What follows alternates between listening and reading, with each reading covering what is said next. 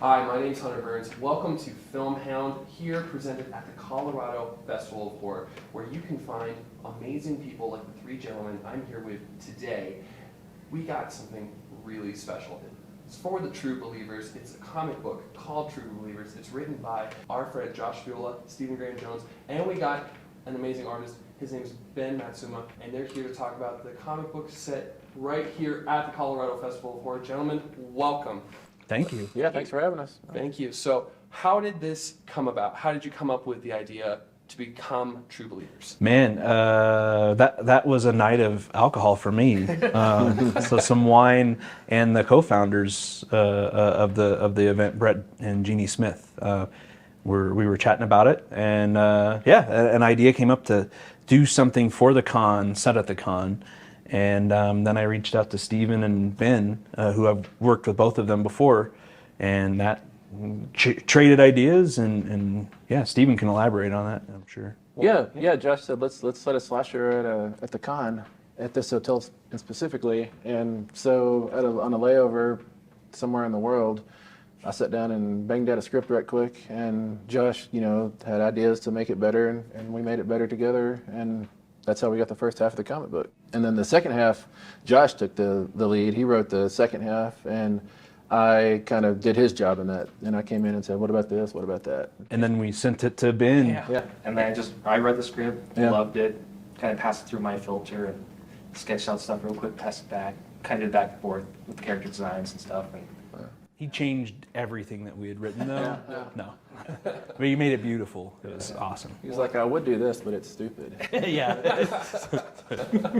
Well, I've read the comic. I love it. It's got so many amazing panels of art. It's got all the classic things you'd expect from Stephen Graham Jones, but a lot of things I didn't expect, which maybe came directly from you, Josh. So maybe you could tell me what was really the inspiration for the piece? What came to be like from your life and your love of horror that dove right into this comic? Well, for me, I've never really done meta. I appreciate kind of the meta experience in film and comics and books and all of that.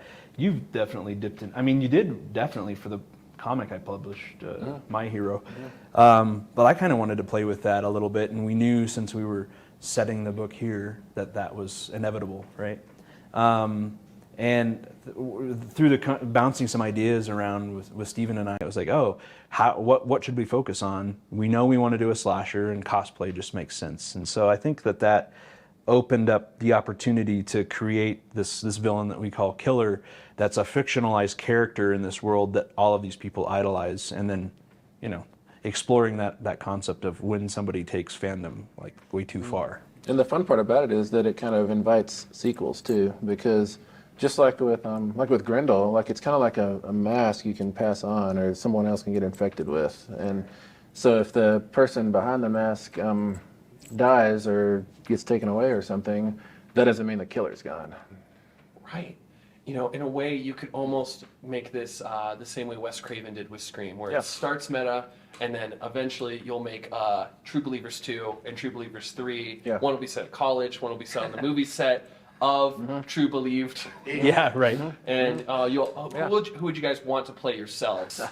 It's really we do make a cameo in the comic. Yeah.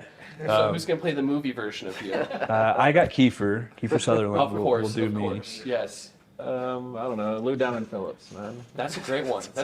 I love those ones. I don't know this actor, but I think Steven Yeun, I think I'd go. Ooh, cool. I think that those are three great choices. They'll make some great dynamics. Yeah. What do you guys love about a festival? Because there's the comic set here, so what kind of things bring you energy when you come to an independent festival like this? I mean, for me as a collector, I just love going around checking out what people have for sale, the special merch, and I love indie comics in particular. So I'm hunting for those special gems and treasures here. That's the most fun for me. Excellent. I think the most fun for me is that when I'm at a horror convention, I'm no longer the weirdo. I'm among my own. On the elevator, people will recognize my T-shirt or something, and we can have a big conversation about it. Whereas usually, people on the elevator see what I'm wearing, and they just kind of pretend like we're not in the same space, Not the same floor. Yeah.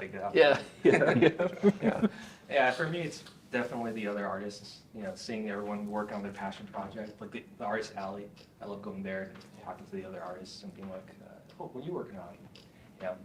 Because that's what they really want to do, Yeah. So that's a lot of fun. I think, even the people here at this hotel, there's a tennis convention from 8 different states. There's a wedding here this weekend. And they're seeing us and they're interacting with us. And they might not want to be on the elevators with us first, but I think they might even see some of the special people here. And if they just walked through and they saw the passion we had, they wouldn't think we're so scary. No, people always think horror fans and readers and cosplayers that we're like somehow corrupt or that we have bad ideas, and I've found more support and compassion in the horror community than I've found anywhere else, really. People in horror seem to be good people, Which might make your killer so sinister, because he's targeting the one safe space that we all have. This, like a convention just like this. Yeah. So behind that mask, we won't give it away. But what do you think drives the killer to be so horrible? Protecting the franchise. That's a good way of putting it. Yeah. Yeah. So it's a defiance to the fans. We gotta thin them out so you guys don't ruin every I movie. think it's like a purity test. Yeah. That kind of gatekeeping kind of attitude. Is there any chance we'll be seeing True Believers 2 very soon? Yeah, we've got the first draft written.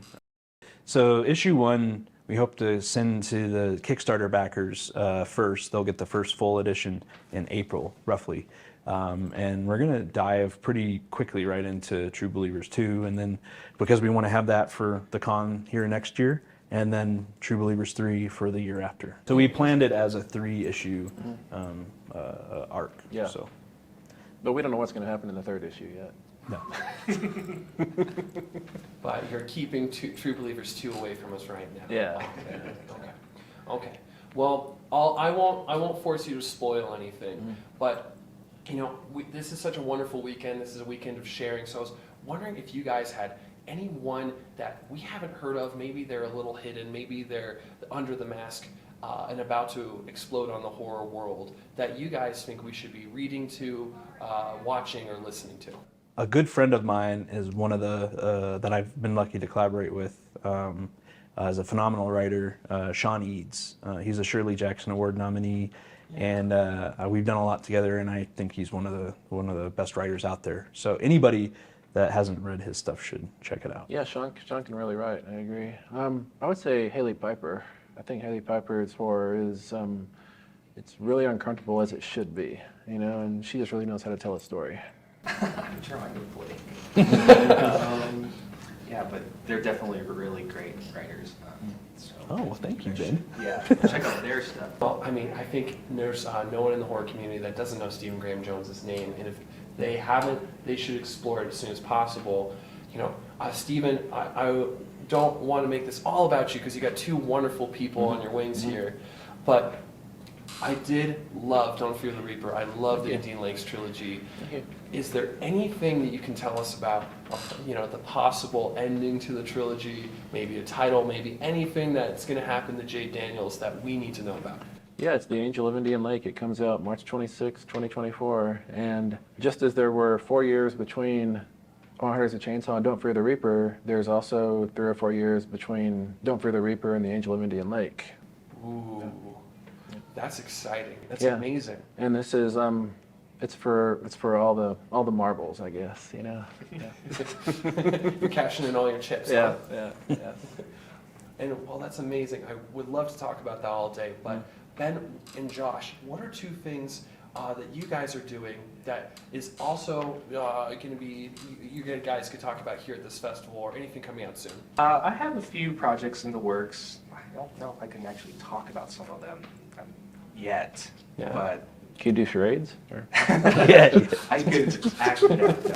I actually have my own graphic novel though that I did a few years ago. Yeah. It's called Midnight Massacre. Actually, it has a very similar tone as True Believers, but it takes place in like a theme park. And, Okay. there's mysterious murders happening there, and yeah, so keep an eye on that. That should be something will happen with that pretty soon.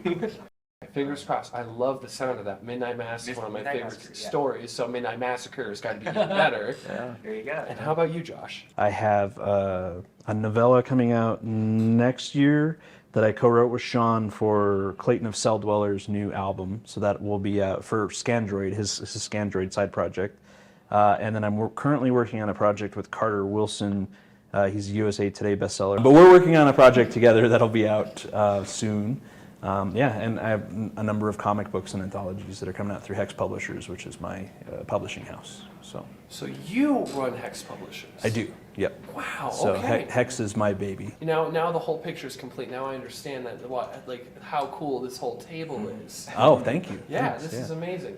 Well, gentlemen, is there anything else that we should know about you, or maybe there's just one piece of advice you could tell all the horror fans to survive the horror convention weekend? Hydrate. Deodorant. Yeah. Ooh, valid. Those are good. I like those. Don't get in elevators with suspicious people. That's really key. Yeah. Very Because important. they might be the killer. Well, thank you so much. Where can we find all you gentlemen on social media? For me, the best place is probably Instagram. It's just Ben_Matsuya. Excellent. Probably just search my name up. You can find my website, stephengrahamjones.com. Yeah, and everything Hex Publishers related. Publishers, not publishing. So at Hex Publishers everywhere, you'll find it. Excellent. And if you're looking for us, we are @_FilmHound. We are at FilmHound, Colorado, and we are at the Festival of Horror in Colorado. Colorado Festival of Horror. I screwed that up. Don't worry, I'm going to record the intro again later. Have a great time. Stay spooky, friends, and stay hydrated. Thank you.